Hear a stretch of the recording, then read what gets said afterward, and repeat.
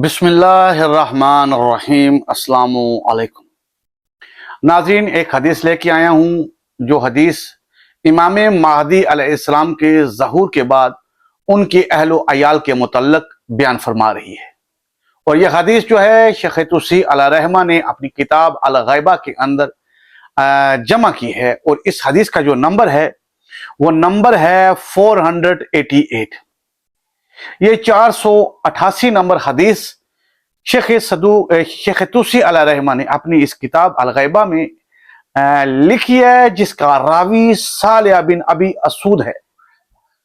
ये रवायत करते हैं कि इमाम जाफर सादिक अलैहिस्सलाम ने के सामने मस्जिद सहला का जिक्र हुआ तो आप अलैहिस्सलाम ने फरमाया, ये तो हमारे साहिब अमर की मंजिल होगी जब वो अपने अहलो अयाल को लेकर यहां आएंगे।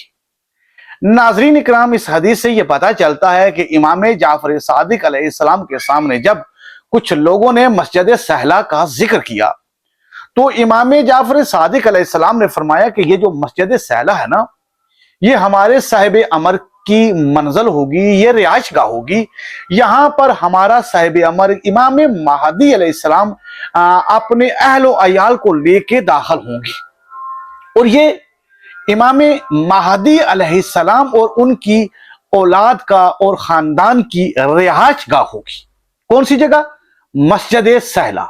और नाज़रीन, जब इमाम अलैहिस्सलाम ज़हूर करेंगे तो ये हदीस बता रही है कि वो अपने अहलो अयाल के साथ आएंगे। ये नहीं कि ज़हूर के बाद उनके अहलो अयाल होंगे, नहीं, वो जब आएंगे ज़हूर करेंगे तो ज़हूर के बाद जब मस्जिद सहला में आएंगे तो मस्जिद सहला में आते हुए अपने साथ वो अपने अहलो अयाल को भी लाएंगे। तो इस हदीस से ये साबित हो रहा है कि इमाम महदी अलैहिस्सलाम के ये जो अहलो अयाल हैं जो मस्जिद सहला में इमाम महदी अलैहिस्सलाम के साथ आएंगे, आइए जरा गौर करें, देखें कि ये कौन से अहलो अयाल हैं।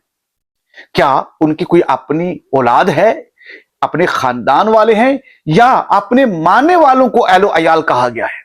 तो नाज़रीन, इसमें इसके ज़ैल में हमारे पास बहुत सी अहादीस और ज़ियारात की कुतुब के अंदर इमाम अलैहिस्सलाम की औलाद के मुतल्लिक ज़ियारात के बहुत से जुमले मिलते हैं, जिसमें इमाम अलैहिस्सलाम की औलाद के ऊपर उनको वली भी कहा गया है और इमाम अलैहिस्सलाम का कायम मकाम भी कहा गया है और उन पर दरूद व सलाम भेजा गया है। तो इस हदीस के मुताबिक जो है और दीगर अहादीस के मुताबिक हमको ये महसूस हो रहा है, हो सकता है हम गलती हूं, हम ये दावा नहीं कर रहे, लेकिन इन अहादीस की रोशनी में ये पता चल रहा है कि इमाम महदी अलैहिस्सलाम जब ज़हूर करेंगे और मस्जिद सहला में जब तशरीफ लाएंगे तो बमा अपने अहलो अयाल के आएंगे। ये नहीं कि वो ज़हूर करने के बाद शादी करेंगे, फिर उनकी औलाद होगी और औलाद होने के बाद वो मस्जिद सहला में आएंगे, ऐसा नहीं मिल रहा। यहां यह मिल रहा है कि वो जब ज़हूर करेंगे तो ज़हूर के बाद जब मस्जिद सहला में आएंगे तो अपने अहलो अयाल के साथ आएंगे।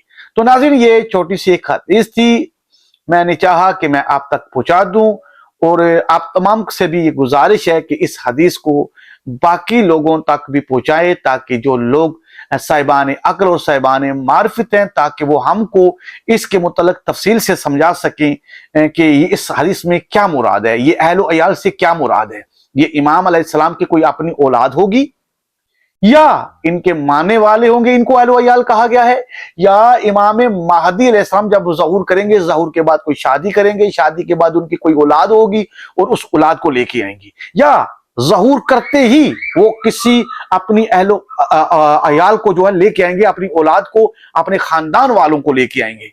तो ये तमाम तफसील जो है इंशाल्लाह साहिबान, अगर इल्म और मार्फत तक ये बातें पहुंचेगी तो वो हमारी मुश्किलों को आसान करेंगे और इनके आसान मतलब जो हैं इन अहादीस के, वो हमारे लिए बयान करेंगे ताकि हम उनको समझ सकें।